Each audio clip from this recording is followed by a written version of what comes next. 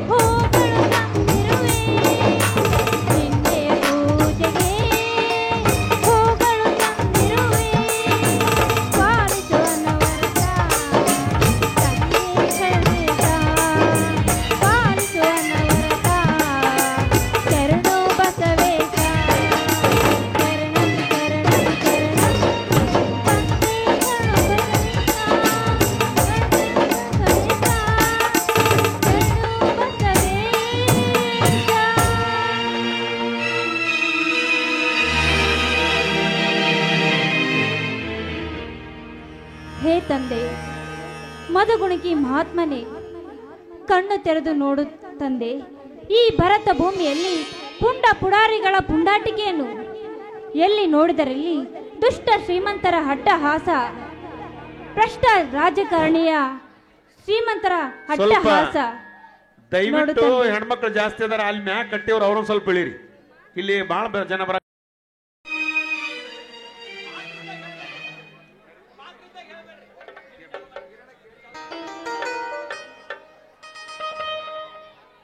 ಕಷ್ಟ ಕಾರ್ಪಣ್ಯಗಳಲ್ಲಿ ಸುಳಿದು ಕುಳಿತಿರುವ ಈ ಬಡವರನ್ನು ಕಾಪಾಡು ತಂದೆ. ದೇವ, ಹೆಜ್ಜೆ ಕಿತ್ತಿಟ್ಟರೆ ಸಾಕು ಲಂಚ ಕೇಳುವ ಈ ಕಲಿಗಾಲದಲ್ಲಿ ನನ್ನಣ್ಣ ಡಿಗ್ರಿ ಮುಗಿಸಿದ, ಆದರೆ ನೌಕರಿಯ ಆವೇಶದಲ್ಲಿ ಮನೆ ಬಿಟ್ಟು ಹೋದ. ಇದ್ದೊಬ್ಬ ಅಣ್ಣಂತೂ ಹಿರಿಯಣ್ಣ ಬಡತನವೆಂಬ ಹೆಬ್ಬಂಡೆ ಹೊತ್ತು ನೊಂದು ಬೆಂದು ಹೋಗಿದ್ದಾನೆ.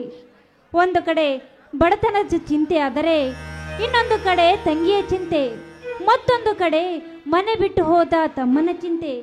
ಚಿಂತೆ ಎಂಬ ಸಂತೆಯಲ್ಲಿ ದುಡ್ಡಿಗೆ ಖರ್ಚಿಗೆ ಇಲ್ಲದೆ ಮನೆಯಲ್ಲಿ ಕುಳಿತಿರುವ ನನ್ನ ಅಣ್ಣನಿಗೆ ನೀನೇ ದಾರಿ ತೋರಿಸು ತಂದೆ ಎಂದು ನೀನಲ್ಲಿ ಸೆರೆಗುಡ್ಡಿ ಬೇಡಿಕೊಳ್ಳುತ್ತೇನೆ.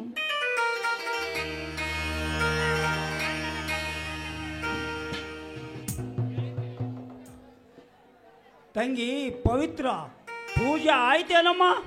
ಆಯ್ತಣ್ಣ, ತೆಗೆದುಕೊಳ್ಳು ಬಾಣ ಪ್ರಸಾದವನ್ನು.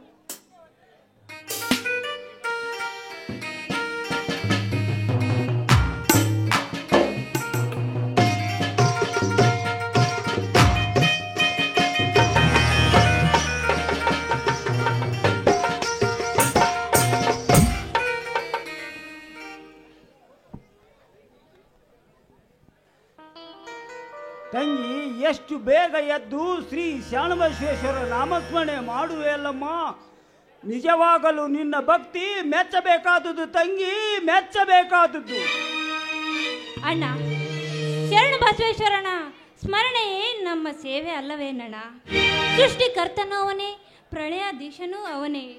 ಈ ಬಡವರ ಜ್ಞಾನವೇ ಈ ಪರಿಜ್ಞಾನ ಅಲ್ಲವಣ್ಣ? ತಂಗಿ ಪವಿತ್ರ, ನೀ ಹೇಳುವ ಮಾತಿನಲ್ಲಿ ಅರ್ಥವಿದೆಯಮ್ಮ. ಆದರೆ ಬಡತನದ ಬೇಗುದಿಯಲ್ಲಿ ಈ ಬಡ ಜೀವಿಗಳು ಸುಟ್ಟು ಕರಕಲಾಗುವುದನ್ನು ಕಂಡು ಕಾಣದಂತೆ ಇರುವ ಈ ನಿನ್ನ ಶರಣಬಸವೇಶ್ವರ ನಾಮಸ್ಮರಣೆ ಮಾಡುವುದು ವ್ಯರ್ಥವಲ್ಲವೇನಮ್ಮ, ವ್ಯರ್ಥವಲ್ಲವೇನು? ಅಣ್ಣ, ಪ್ರಸಾದವೇ ನಮಗೆ ಊಟವಾಗಿರುವಾಗ ಆ ದೇವರನ್ನು ಸ್ಮರಿಸುವುದು ತಪ್ಪೇನಣ್ಣ? ತಂಗಿ, ಈ ನಿನ್ನ ಮಾತನ್ನು ಕೇಳುತ್ತಿದ್ದರೆ ನನ್ನ ಕರಳು ಎಳ್ಳಿದಂತಾಗುತ್ತದೆ, ಎಳ್ಳಿದಂತಾಗುತ್ತದೆ.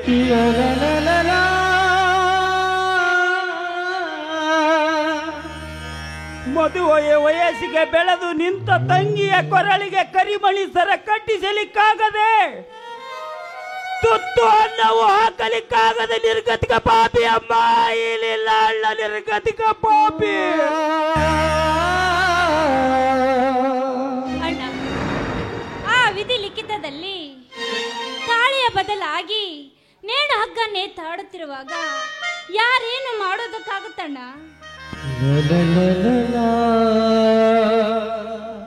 ತಂಗಿ ತಂಗಿ, ನುಡಿಯದರು ಈ ಮಾತನ್ನು.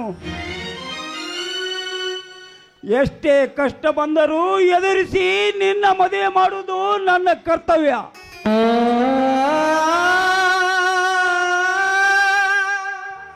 ಇದ್ದಬ್ಬ ತಮ್ಮನಂತೂ ಮನೆ ಬಿಟ್ಟು ಹೋದ. ಅಂದ ಹಾಗೆ ನಿನ್ನನ್ನು ಸಾಕು ಸಲುವ ಕರ್ತವ್ಯ ನನ್ನದಾಗಿದೆ ತಂಗಿ, ನನ್ನದಾಗಿದೆ.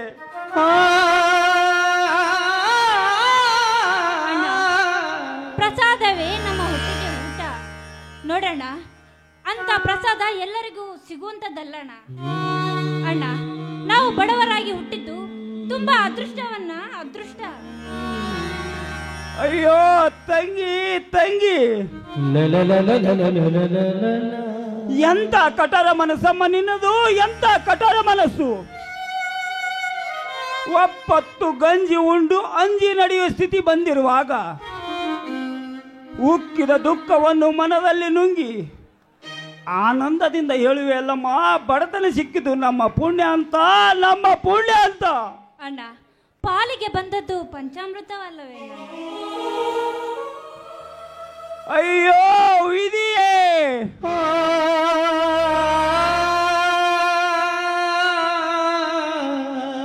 ಯಾವ ಪಾಪಕ್ಕಾಗಿ ಈ ನನ್ನ ತಂಗಿಯನ್ನು ಬಡತನವೆಂಬ ನರಕಕ್ಕೆ ನೂಕಿದೆ.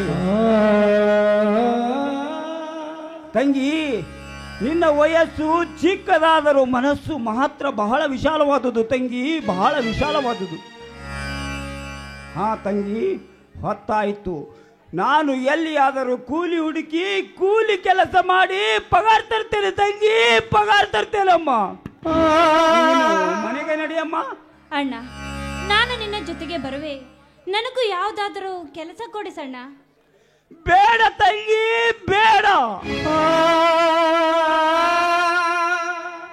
ನೀನು ದುಡಿಯುವುದು ನನ್ನ ಕಣ್ಣಾರೆ ನೋಡಲಾರೆ. ಈ ನನ್ನ ಜೀವ ನೊಂದು ಬಿಡ್ತಾ ಇದೆ ತಂಗಿ, ನೊಂದು ಬಿಡ್ತಾ ಇದೆ. ತಂಗಿ, ನೀನು ಮನೆಗೆ ನಡಿಯಮ್ಮ. ಆಯ್ತಣ್ಣ, ನಿನ್ನ ಮನಸ್ಸನ್ನು ನೋಯಿಸಲಾರೆ. ಹಾಗೆ ಬರುವಾಗ ರೋಷಣ್ಣ ಎಲ್ಲಿಯಾದರೂ ಭೇಟಿ ಆದರೆ ಮನೆಗೆ ಕರೆದುಕೊಂಡು ಬಾ ಅಣ್ಣ. ಆಯ್ತಮ್ಮ, ಕರೆದುಕೊಂಡು ಬರುತ್ತೇನೆ. ನೀನು ಮನೆಗೆ ನಡಿಯಮ್ಮ.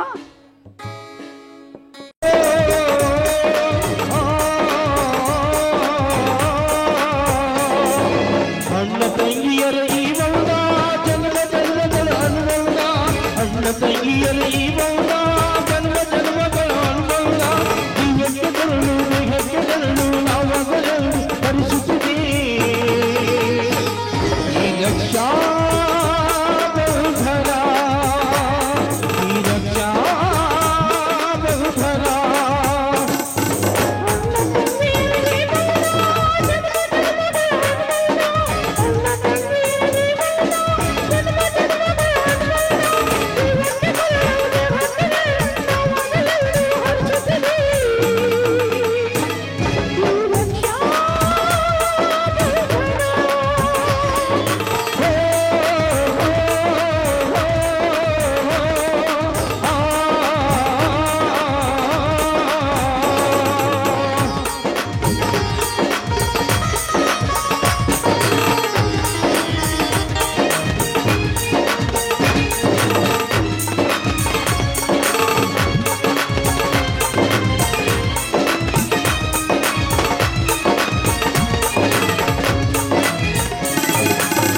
ಹುಟ್ಟಿ ಬಂದ ಸುಗುದಿನವೇ ಈ ರಾಖಿ ಹಬ್ಬ ಬಂದಿತ್ತು ಸೋದರಿಗೆ ಒಂದು ವರ್ಗವು ಈ ರಾಖಿ ಸಾಕ್ಷಿ ಹೇಳಿತ್ತು ತಂದೆಯು ಹುಟ್ಟಿದ ಕ್ಷಣ ಅಣ್ಣನ ಪದವಿ ಹುಟ್ಟಿತು ತಂದೆಯು ಹುಟ್ಟಿದ ಕ್ಷಣ ಅಣ್ಣನ ಪದವಿ ಹುಟ್ಟಿತು ಗಂಡಿಗೆ ಗೌರವದ ದರೆಗೀಡಿತು ಹಾಗೆ ನೀನು ಅಣ್ಣ ಅಣ್ಣ ಅನ್ನೋದೆ ನನಗೆ ಉಪಕಾರ ನನ್ನ ಇವೆಲ್ಲ ನಿನಗಾಗಿ ತಾನಿದೆರೆಗಾಯಿ